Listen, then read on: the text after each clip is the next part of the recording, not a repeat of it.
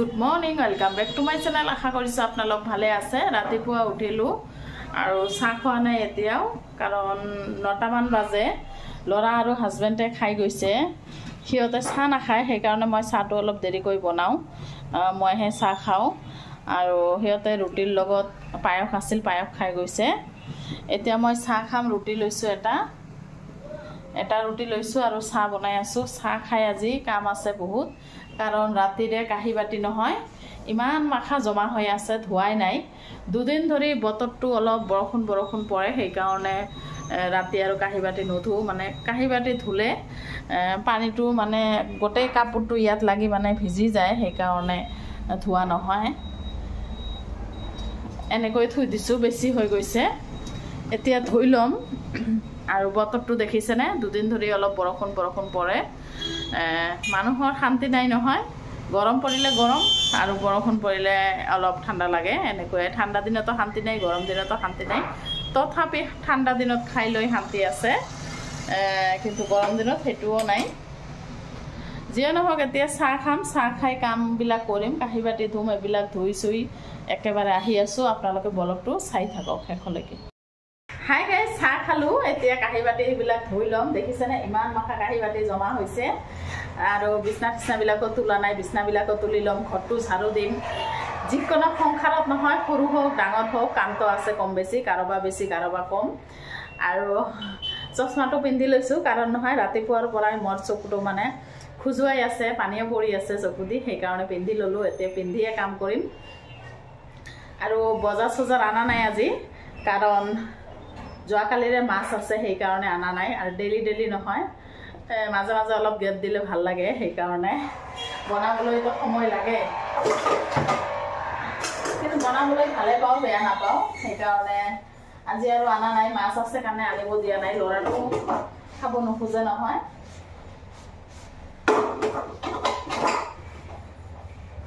এটা কৈ ধুই লও কাৰণ বহুত কাহি বাটি জমা হৈছে বাসন বিলাক ধুই আহি আছো গাইস আপোনালোকে ব্লগটো চাই থাকক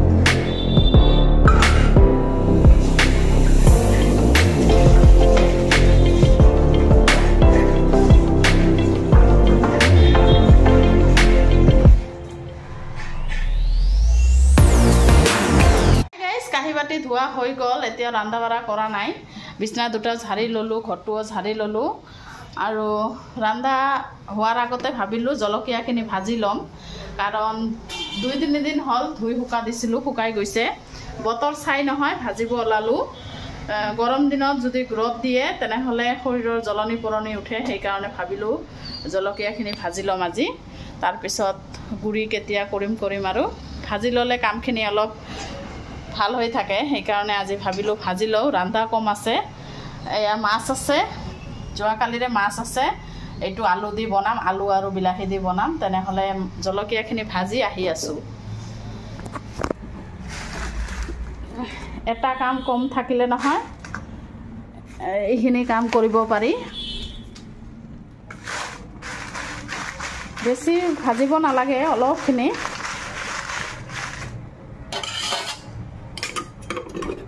আহি আছো গাইস জলকীয়াখিনি ভাজি আহি আছো আপোনালোকে ব্লগটো চাই থাকক গাইস দেখিছেনে অলপকৈ জলকীয়া দি ভাজি আছো কোনো ৰকম বেছি নহয় 2 মিনিট 3 মিনিট ভাজি আছো তাৰ পিছত এয়া দেখিছেনে অলপকৈ ভাজিছো বেছি ভাজিলে কলা হ'ব সেই কাৰণে জলকীয়া গুৰি কৰিব নাজানে যদি এনেকৈ কৰিব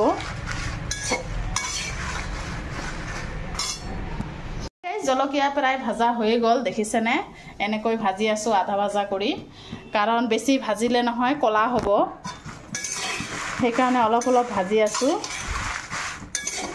বেছি নহয় 2-3 মিনিট কৰি কোনো ৰকম ভাজি তাৰ পিছতে গুৰি কৰিলে ভাল হয় এইটো আৰু ৰদত 2 দিন শুকাম মানে আজি তো ৰদ নাই সেই কাৰণে পুৰা ৰদত শুকাই নহয় মানে ভাজাটো আৰু 2 দিন ৰদত দিম দি পেলাই মচমচা কৰি দি দিম গুৰি কৰিবলৈ বহুতে নাজানে জলকীয়া গুড়ি কৰিবলৈ, সেইকাৰণে দেখাই দিলোঁ। আপোনালোকে এনেকৈ কৰিব। প্ৰথমে ধুই দিব, তাৰপিছত ৰ'দত 2 দিন শুকাব, তাৰপিছত ভাজিব, আকৌ 2 দিন শুকাই গুড়ি কৰিলে হৈ গ'ল। তেনেহ'লে গাইছ আহি আছোঁ। জলকীয়াখিনি ভাজি ল'লোঁ, ভাজি লৈ ইয়াতে থৈ দিছোঁ আৰু গেছৰ চৌকাবিলাক চাফা কৰি ল'লোঁ গোটেই। দেখিছেনে, ধুই চুই ল'লোঁ, কাঁহী বাতি আছিল কেইটামান ধুই ল'লোঁ। কিন্তু ৰান্ধা বাঢ়া হোৱা নাই এতিয়াও। মোৰ নহয়, চকচকা নাথাকিলে ভাল নালাগে, সেইকাৰণে একদম চকচকীয়া কৰি এতিয়াহে ৰান্ধিম। চব্জি কাটিম, আলু আছে, আলুকে বনাম। কি বনাওঁ দেখাই আছোঁ, আপোনালোকে ব্লগটো চাই থাকক। দুপৰীয়া ৰান্ধা বাঢ়া হৈ গ'ল দেখিছেনে, শ্বৰ্টকাট। কাৰণ মাছ আছিল আগৰ দিনৰ, সেইকাৰণে 4 পিচ মাছ আছিল, আলু দি আৰু বিলাহী দি বনালোঁ। আৰু 2-3টা মিছা মাছ আছিল, সেইটো 2টা ভল কাটি বনালোঁ। দুপৰীয়াৰ খোৱাটো আৰম্ভই কৰিলোঁ, কাৰণ কাম কম আজি, কাপোৰ চাপোৰ বেছি ধোৱা নাই। হাই গাইছ, দুপৰীয়াৰ ভাত চাত খাই নহয় শুই আছিলোঁ। এতিয়া সন্ধিয়া হৈ গৈছে, চাদৰ ওপৰত আহিছোঁ। কাপোৰ কেইটামান ধুই দিছিলোঁ ল'বলৈ, কাৰণ এদিন বৰষুণ পৰি নহয় বতৰটো ইমান ধুনীয়া হৈছে। আহক দেখাই আছোঁ ভিউটো। এদিন বৰষুণ পৰি নহয়, এয়া চাদৰ ওপৰত পানী জমা হৈ গৈছে। আৰু ভিউ দেখিছেনে, বৰষুণ আহিব নেকি আজিও। মই এনেকৈ খোজকাঢ়ি আছোঁ চাদৰ ওপৰত, দেখিছেনে। এবাৰ হ'লেও আহোঁ ইয়াত।